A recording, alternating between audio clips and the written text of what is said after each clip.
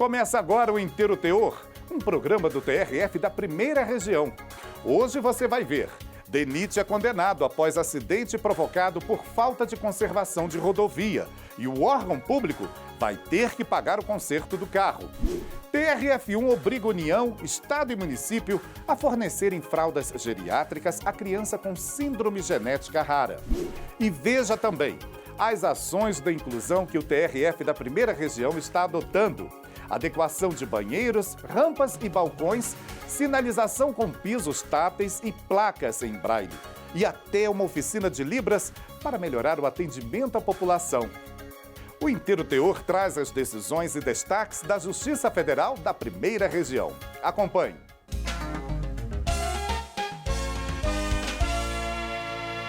Em Rondônia, o Estado entrou com uma ação na Justiça para condenar o Departamento Nacional de Infraestrutura de Transportes ao pagamento de indenização por danos materiais.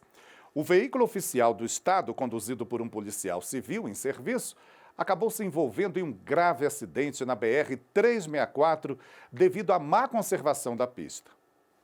Segundo o DENIT, a culpa foi exclusiva do condutor. Mas não foi isso que entendeu o TRF da Primeira Região, que condenou o órgão a pagar o conserto do carro, já que tem obrigação de manter as rodovias em condições adequadas para o tráfego. Buracos e pistas desniveladas. O cenário encontrado em muitas rodovias do Brasil já se tornou pesadelo para inúmeros motoristas. Para Leidmar, por exemplo, que em 2001 viajava com a família de carro para o Piauí, a falta de manutenção na BR-020 quase terminou em tragédia. Devido a esses desníveis que tem no asfalto, né, por causa de carro pesado que passa, eu tentei desviar numa curva lá de um desses desníveis e caí num buraco, bati num buraco. Eu desviei com medo do carro bater a parte de baixo, que nem já aconteceu em outras viagens. O carro acabou batendo num buraco, que tinha uma quina muito grande, estourou os pneus e o carro capotou. E teve um acidente com todos nós. A filha e principalmente a sobrinha de Leidmar, crianças na época, se machucaram bastante no acidente. O caco de vidro atravessou a boca dela por um lado e por outro. As costas dela, porque acho que quando ela caiu no asfalto. As costas dela ficou bastante arranhada, né? E ela teve o ponto na cabeça, teve essas perfurações na boca. Além de todo o trauma, Leidmar ainda ficou com o prejuízo do carro destruído. Ele chegou a procurar o poder público em busca da cobertura do dano, mas não teve jeito. Uma oficina e procurei o DENIT. O DENIT constatou que não foi acidente por conta de estrada, não sei o quê. Eu com foto, eu tinha foto na época, tirei foto, né, do carro, do local. Mas aí o DENIT não se responsabilizou. Ficou enrolando a gente, ficou enrolando. Eu ia lá, eles falavam que ainda estava em análise. Mas há quem vá até o fim em busca de reparação. Em Rondônia, o Estado entrou com uma ação na Justiça para condenar o Departamento Nacional de Infraestrutura de Transportes ao pagamento de indenização por danos materiais. O veículo oficial do Estado, conduzido por um policial civil em serviço, acabou se envolvendo em um grave acidente na BR-364 devido à má conservação da pista. O DENIT alegou no processo ausência de responsabilidade objetiva e de nexo de causalidade. Segundo o órgão, a culpa foi exclusivamente do condutor do carro por ter agido de forma imprudente e imperita ao volante. Mas ao analisar o caso, a 6ª turma do Tribunal Regional Federal da Primeira Região considerou que em nenhum momento o boletim de ocorrência e o laudo pericial apontaram indícios de excesso de velocidade, imperícia, cansaço ou defeitos no veículo. O relator desembargador federal Cássio Marques destacou que é obrigação do DENIT manter a rodovia em condições adequadas de tráfego. E o colegiado condenou o órgão a pagar o conserto do carro. Este advogado explica que em casos como este, caracteriza-se omissão do Estado. A questão dessa má conservação enseja uma responsabilidade por omissão do Estado. Identificado o dano por conta dessa má conservação, ocorrendo um dano, comprovado esse dano, o nexo causal devido entre essa falta do serviço, essa omissão pela má conservação da pista e o dano, a responsabilidade do ente estatal ela é devida. O advogado orienta os motoristas sobre como proceder diante dessas situações. de posse de um celular, a pessoa pode tirar foto, identificar o local onde foi feito, onde ocorreu esse acidente e, diante disso, comprovar que aquele dano foi de fato causado por um buraco, por um obstáculo qualquer. Ressarcido ou não do prejuízo, quem já sofreu com o problema compartilha a mesma sensação diante da falta de manutenção nas vias. O cuidado que eles têm não é o cuidado que a gente merecia ter pelo tanto que a gente paga, né?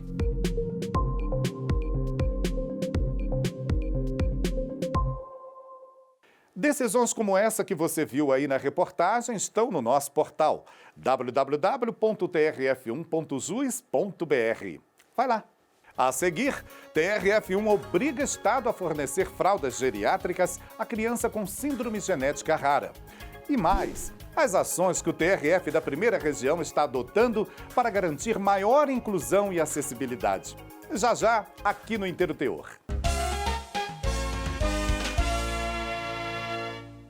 Uma criança que tem uma síndrome genética rara vai receber fraldas do Estado. O município de Uberlândia, o Estado de Minas Gerais e a União vão ter que arcar com essa obrigação. A decisão do TRF1 destacou que as fraldas geriátricas requeridas são indispensáveis para manter a dignidade da criança. Em primeira instância, a subseção judiciária de Uberlândia já havia determinado o fornecimento das fraldas geriátricas à criança de 8 anos, que sofre de uma síndrome rara, caracterizada pela ausência de musculatura abdominal e malformação do trato urinário. A União, o Estado de Minas Gerais e o município de Uberlândia recorreram ao Tribunal Regional Federal da Primeira Região. A União alegou que repassa a verba ao município para prestação dos serviços de saúde. Já o Estado afirmou que o Judiciário não deve interferir na formulação de políticas públicas na área. E o município argumentou que a responsabilidade não é solidária no caso e as fraldas seriam para mera comodidade do paciente. A quinta turma do TRF1 rejeitou todas as alegações. O relator desembargador federal Carlos Augusto Pires Brandão ressaltou que é dever do Estado fornecer remédios e insumos necessários para o tratamento, em atenção aos princípios da preservação da saúde e da dignidade da pessoa. O colegiado destacou que as fraldas geriátricas requeridas são indispensáveis para manter a dignidade e higiene da criança. O Tribunal Regional Federal da Primeira Região está participando ativamente de ações de inclusão de pessoas com algum tipo de deficiência. Várias medidas estão sendo adotadas, como a adequação de banheiros, rampas e balcões nos prédios do tribunal, a sinalização com pisos táteis e placas em braille para pessoas cegas, a adequação de corrimãos, entre outras. E uma dessas ações foi um evento que deu destaque à inclusão das pessoas surdas com uma oficina de Libras, a linguagem brasileira de sinais. Quais são os principais sinais utilizados por pessoas surdas na comunicação? Para aprender o alfabeto, os números, saudações e sentimentos, o TRF da Primeira Região promoveu uma oficina de Libras, a língua brasileira de sinais. A oficina também explicou sinais comuns nos trabalhos de digitalização, já que, atualmente, 25 surdos integram a equipe de pessoas com deficiência que trabalham na Central de Digitalização Judicial do TRF1, por meio de uma parceria com a Associação de Centro de Treinamento de Educação Física Especial, CETEF. Para o chefe de gabinete da Diretoria-Geral, José Maria Andrade, além de promover interação entre surdos e ouvintes, a oficina de Libras é importante para a prestação jurisdicional. O curso de Libras, qual que é a ideia? Preparar os nossos servidores para, em contato com o pessoal que está trabalhando conosco hoje, estender isso para um jurisdicionado surdo. Então, o atendimento vai ficar melhor. Imagina uma pessoa com deficiência auditiva, chega no balcão da secretaria e é atendido em Libras. Isso é um espetáculo, uma coisa maravilhosa. Então, nós temos que pensar nisso. O supervisor da Central de Digitalização Judicial do TRF1, Diogo Patu, foi um dos organizadores do evento. Ele entende que, além de poder se comunicar com os colaboradores surdos do tribunal, os servidores estenderão o diálogo para fora do ambiente de trabalho. Essa mini oficina forneça aos servidores do tribunal um contato maior, mais próximo com esses colaboradores.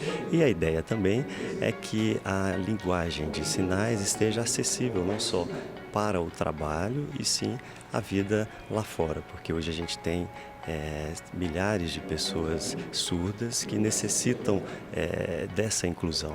Para a comunidade surda, essa é mais uma possibilidade de interação e inclusão, como explica o colaborador surdo do TRF1, Arthur Góes. Eu acho que realmente é muito bom, é importante, porque isso ajuda os ouvintes a aprenderem por causa da comunicação com o surdo, para eles treinarem, entenderem. Porque lá fora é importante ter a comunicação.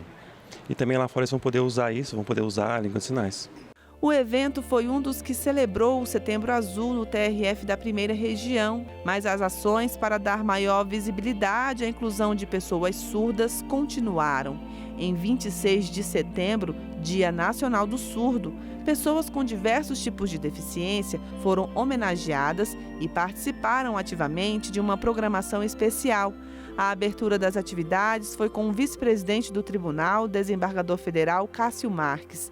Ele elogiou a atuação dos colaboradores surdos que trabalham na digitalização de processos do tribunal. Essa intenção de inclusão possui em nosso tribunal uma expressão prática muito bem sucedida.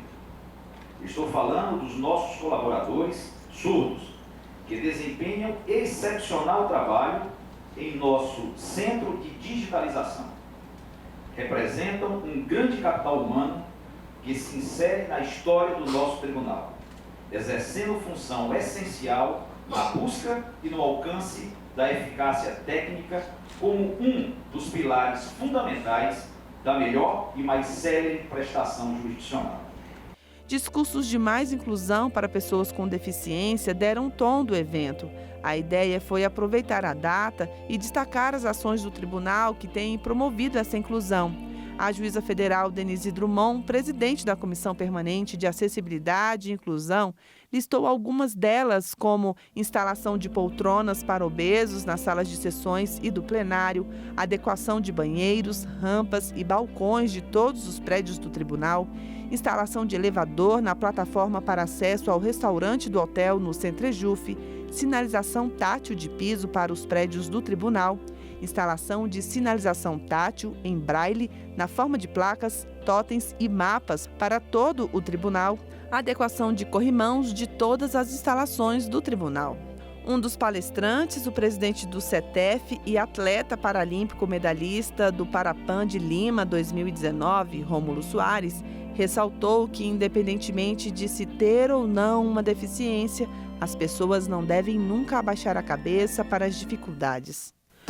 Não importa se você é deficiente ou não, você não pode abaixar a cabeça. Se você abaixar a cabeça, as coisas ficam muito mais difíceis, porque você não vai enxergar mais nada. Tem que manter a cabeça erguida, acreditar que é capaz e buscar essas possibilidades, porque é aí que começa a batalha. Todo o evento foi conduzido pela cerimonialista surda Daiane, que também trabalha na Central de Digitalização. Para ela, foi emocionante participar de uma ação que ajuda o surdo a não ficar internalizado em ambientes restritos. Esse evento de hoje, eu fiquei muito emocionada, porque os surdos, a comunidade surda ainda é muito escondida, ainda é algo muito fechado. Então, nós precisamos de acessibilidade, nós precisamos de uma verdadeira inclusão, uma verdadeira união de ouvintes com surdos.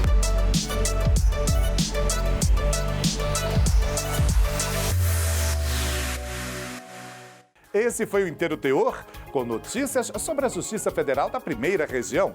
Você pode ficar com a gente no nosso portal e também nas redes sociais, Facebook, YouTube e Instagram. Até o próximo programa. Tchau!